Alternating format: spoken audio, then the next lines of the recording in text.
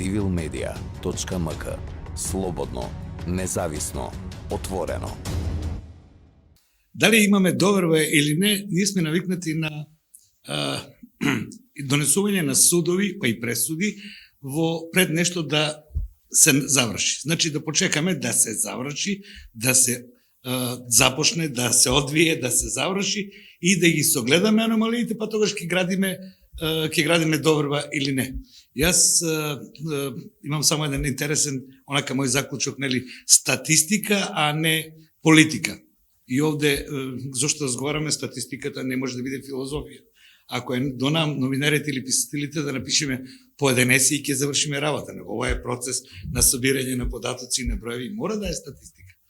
Не сме да се политизира самиот технички процес, давањето на сугестии за негово подобрување или критиката за движењето е нормална работа и нас на новинарите, а и на политичките партиципиенти во животот. Јас подоцна ќе кажам нешто друго за резултатите од пописот. Тие мора да се политика, ама во позитивниот дел на зборот. Значи се собираат податоците, од нив се креира низа на политики како ќе се организира општеството. А на првата тема за која се договоривме, дали е потребна статистиката и податоците за медиумите. Тоа е нешто што е дел од работата. Од друга страна има и двојни последици. Едното е административно, граѓаните не знаат, нека јас знам, дека ние се наоѓаме во реалот на подрачјето D3, на кое што добијаш концесија за електронски медиум според бројот на потенцијалните гледачи. И сега, имаш, например, последната бројка е според статистиката од 2002 година, тоа е некаде околу 205.000, па се намали на 195.000. И заради тој број на потенцијални гледачи ти плакаш концесија кон агенцијата. И таа изнесува 5.000-6.000 евра, а во истиот момент можеш да немаш потенцијални толку гледачи, бидејќи поради процесот околу нас сите го гледаме, и на крајот доаѓаме дека може да има 150.000. А ти си должен на агенцијата на државата да ги платиш за концесијата. И оде е нужно таа работа. Второ, во работата, освен пренесувањето на веста, ти како новинар го тоа добро знаеш, тоа е почетен стадиум на новинарство.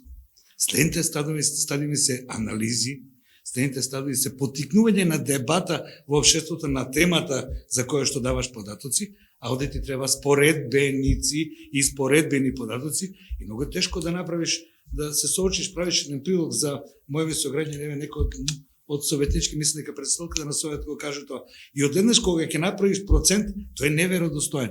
А си образан на граѓаните да им пренесеш точни податоци затоа што креираш мислење. Затоа нема сомнеш дека одвојувањето на извршувањето на пописот како статистичка операција е нужен. Исто така е нужен не само како статистичка операција, туку како пресек на едно време во едно општество. Еве што сакав да кажам. Јас инаку сметам дека по завршувањето на пописот, лицето на мојата и вашата држава не може да биде исто. Дури ние и да сакаме да е така. Од многу причини. Прво ќе се види структурата на населението. Ќе имаме оде дузина на недоразбирања, различни мислења, тоа е убавината на демократијата, па и оспорувања, но во секој случај, како пред Јонговото искривено огледало, еден ден ќе мора да се огледаме, со вистинската става пред огледалот. Колку не има, не знам дали знаете, пред 3 дена излезе еден труд на професорот Бојаджиски од Американскиот коледж, кој неговото истражување покажува дека во Македонија има 1.670.000 жители. И вели дека проектот економски за конципирање на регионалниот развој и буквално организација на државата треба да биде по пат на системот на мегаполис.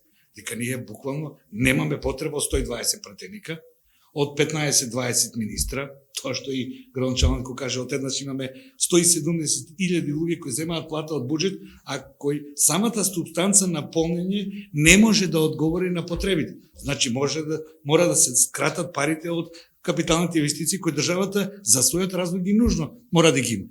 Сите тие политики зависат од тоа какви ќе ни бидат резултатите на пописот. Мораме да се погрижиме да бидат блиску до најможната веродостојност, затоа што ние ќе мора да живееме со последиците и броевите од тој попис. На политички план, ќе сватиме еднаш дека не може да имаме на 1.600.000-300.000 членови на партија. Значи, кога сега ги гледат, буквално е за еден политички процес на политички живот е ненормално. Тоа е клиентелизам. Ние новинарите може да го кажеме тоа. Од друга страна, правењето на макроекономска политика која е многу важна, секоја година ја гледам, имаме среднорочни, мезопланови, долгорочни планови. Ќе дојдеме в Македонија, она што Светска банка како анализа пред 6 месеца ни го кажа, значи кога ќе престанат воредните мерки и финансиските дотации од државата кон економијата, ние ќе мораме да концепираме нови мерки. А новите мерки имат два модела во светот. Едниот е тој на Джефри Сакс, кој се нарекува шок терапија, кој е болен и социолошки и економски, меѓутоа е краток. И оној подолгиот на Пол Кругман, кој вели дека реструктурирањето на економијата е процес за кој што државата мора да се погрижи доколку сака основниот производ и GDP-то речено да и биде во раст заклучно со потребите на граѓаните. Ова се мисли на нобеловци. Не се мои во секој случај. Но да прифатиме дека многу повеќе знаат од нас. Така, добро. Но во секој случај, да зборувам за било кој сегмент од општеството и мојот дел од информациите, пренесувањето, нашата обврска, пренесувањето на информации, анализи, врзани за реалности са нужност. Инаку повторно ќе дојдеме во просторот, ние како новинари, во просторот на манипулација и пренесување на она во што боледуваме сите, тоа е лажни вести.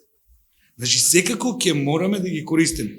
Сега, да оставиме ние, новинарите многу зборуваме и другите да кажат, па да влеземе во некаква дискусија. Македонија не може да биде иста држава по завршувањето на пописот. Затоа што користењето на податоците од пописот ќе влезат во секој сегмент на општеството. Буквално секој. Од градинка па до ординацијата кај докторот, до советот, да предпоставиме дека е, како што рече председателка на советот, или Љубе Здравков. Колку не има? Па дали ние ќе мораме да го смениме законот за локална самоуправа? Ако има 3000 жители на Пекчево, па треба ли да имат 15 совети? 13 совети? Или ние треба ли да имаме 23 советни? Ако дојдеме до податокот дека не има 40.000. Ако тоа исто го реков, нели? Зошто ни требаат 16 министерства, 38 агенции? Ако ги спомена сите имиња на агенциите, предпоставам дека гледачите и слушателите ќе се зачудат. Не да се преклопуваат, него и они не знаат зошто постои. Значи, уште еднаш да кажем, како сликата кај Левијатан, оно чудовишто што излекува од морето, или како кај Јунговото искривено огледало, Македонија ќе има потик да се менува, или ако не се менува, ќе стагнира, друго нема да има. Пописот ќе помине технички тако каков што е замислен и какви што му се ресурсите, иако јас сметам дека комбинирањето помеѓу достигнувањето во IT технологијата и непосредното попишување ќе мора да даде некакви резултати. Отстапувањето и на пописите, сега гледав околу проекциите во поразените држави, нели, пред 10 години, пред 5, ево е сега Хрватска што го одложува, па има некои прелиминарни податоци, прифатливи се отстапување од проекциите и пописот, или ќе се работи за жив организам. Но не би бил новинар ако на крајот не го споменам она што навистина секогаш некако во нашата општа поделеност па не го споменуваме. А тоа е стравот. Стравот од тоа кои ќе бидат резултатите. А како повторно да не бидеме надвор од разговорот, што ако еден дел од нашето општество има 33 или 35% од жителите? Прашањето до нив е, ако сте 35% од населението, што ве спречува да ги остварите сите своји намери и сите своји цели со таков дел од населението? И ако сте 20%, не знам, бројката уште не е битна, не е важно, што се губи со тоа што некој е 20 дел од едно интегрирано општество каде што може да ги реализира своите интереси?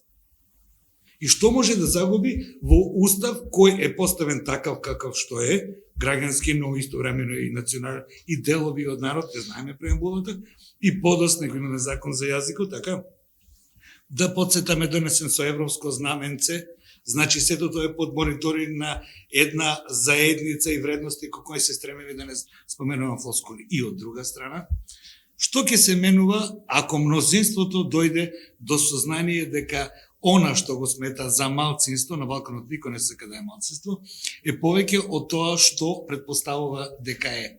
Па ако не си успел да интегрираш 20%, како ја интегрираш 30%? Или ако 30% си успел да интегрираш во политичкиот, економскиот, социјалниот живот, што е проблем да го интегрираш 20%? Значи се работи за страв и се работи за пред се некои наследени предрасуди. И се согласувам со секој што ќе каже дека помладите генерации не смееме да ги оптеретуваме со предрасудите од нашите генерации. Наместо да им помогнеме да го живеат животот на постлиберализмот, на светот е веќе интегрирано толку многу, доказ сме и сега. Ова може да го гледа половина свет. А ние разговараме за локални теми за кои се однесуваат за милиони луѓе. Затоа сметам дека поддршка на веродостоен подпис се очекува од сите нас, но и како што реков, не злонамерно користење на податоците од пописот, туку како основа за креирање на политики од кои што сите утре ќе живееме. civilmedia.mk. Слободно, независно, отворено.